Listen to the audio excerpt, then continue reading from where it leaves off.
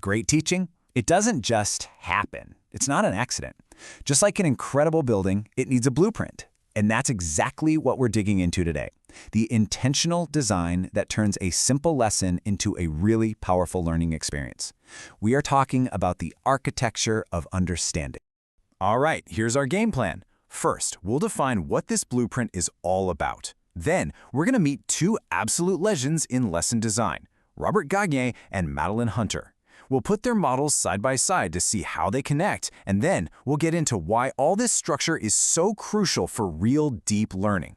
So, first things first, let's lay that foundation. What's the big idea behind these super well-planned lessons? Oh man, we've all been there, right? Whether you're the one teaching or the one trying to learn, it's that awful feeling of disconnect. And the fix isn't just about talking louder or having more slides. It's about having a better plan, a better structure. And that's where this whole teaching philosophy comes into play. It's called direct instruction. Now let's be clear, this isn't just standing up and lecturing for an hour. Not at all. It's a really deliberate, teacher-led framework. It's all about having clear goals, guiding students step by step, and giving them feedback right when they need it. Think of it like this. The teacher is building a bridge to get every single student from "I don't get it" to "Aha, I understand." Okay, time to meet our first architect. This guy was a psychologist who literally mapped out the entire cognitive journey of a learner. This is the big picture blueprint for learning. So Robert Gagne, he wasn't just thinking about one lesson on a Tuesday afternoon. No, he created this incredible roadmap based on what he called the mental conditions for learning. His 9 events of instruction are designed to walk a student through every single psychological stage they need for a new idea to actually stick. So let's walk through the first part of this journey. It all starts with number 1, gain attention. That's your hook. Then, and this is so important, you inform learners of the objective. You tell them, here's what we're doing and why it's going to be useful to you. Next, you get their brains warmed up by stimulating recall of prior learning. Then, you present the new stuff, the new content. And as you're doing that, you're providing guidance, giving examples, analogies, whatever it takes to help them get it.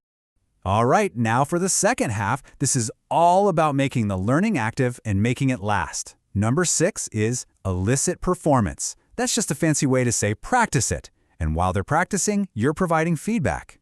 Then you formally assess their performance to see if they've mastered it.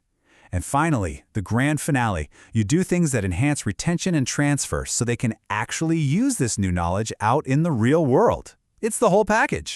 And this quote just hits the nail on the head. Gagne's model is totally, unapologetically teacher-centered. The teacher is the architect. They're in control, making sure the whole process is logical, the structure is solid, and the knowledge actually gets built correctly. Okay, on to our second architect. And if Gagne designed the whole skyscraper, well, Madeline Hunter designed the perfect, most functional room inside it. Her model is a super practical, powerful blueprint for a single day in the classroom. Dr. Madeline Hunter was an absolute legend. She was all about what works, right here, right now, in the classroom. She basically took all that complex psychology of learning and boiled it down into a straightforward, actionable template that teachers could literally use every single day. And here it is. This is the famous Madeline Hunter lesson plan. You can see how clear it is, just a simple, numbered sequence. For generations of teachers, this template has been the absolute go-to for building a solid, effective lesson that runs smoothly from bell to bell. Let's break down how a lesson gets started with her model. It kicks off with the anticipatory set. That's the hook, the thing that gets kids curious and connects to what they already know. Then you state the objective and purpose so everyone knows where you're headed. Next up is input, where the teacher gives them the core info. And that's followed immediately by modeling, actually showing them what success looks like. So the second half is all about practice. First, you check for understanding. You got to ask, you guys with me? You got it? Then you move into guided practice. This is the we do it together phase. Once they've got some confidence, you transition to independent practice, the you do it phase. And every single great lesson has to end with closure, a quick moment to wrap it all up and let the learning sink in. Okay, so we've got these two powerhouse models from two brilliant minds. You might look at them and think they're competing, like rivals in a ring. But are they really? Or are they maybe part of the same family? So here's the key difference. It's all about scale.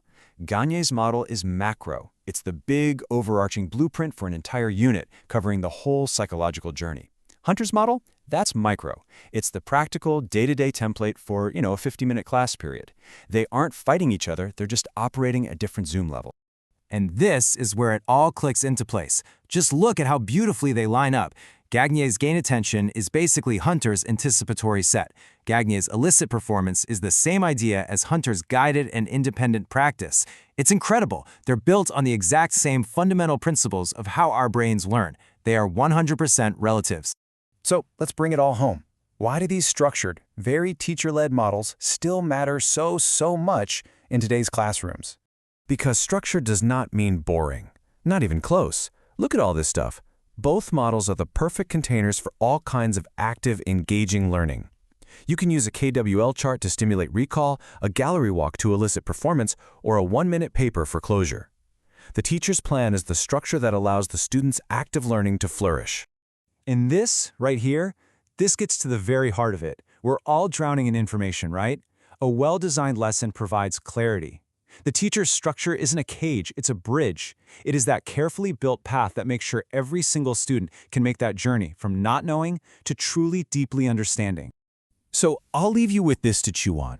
In an age where we talk a lot about student-led discovery, what does this all tell us about the essential, the irreplaceable role of the teacher? The teacher, as the master architect, the expert guide who intentionally and skillfully designs the path to knowledge.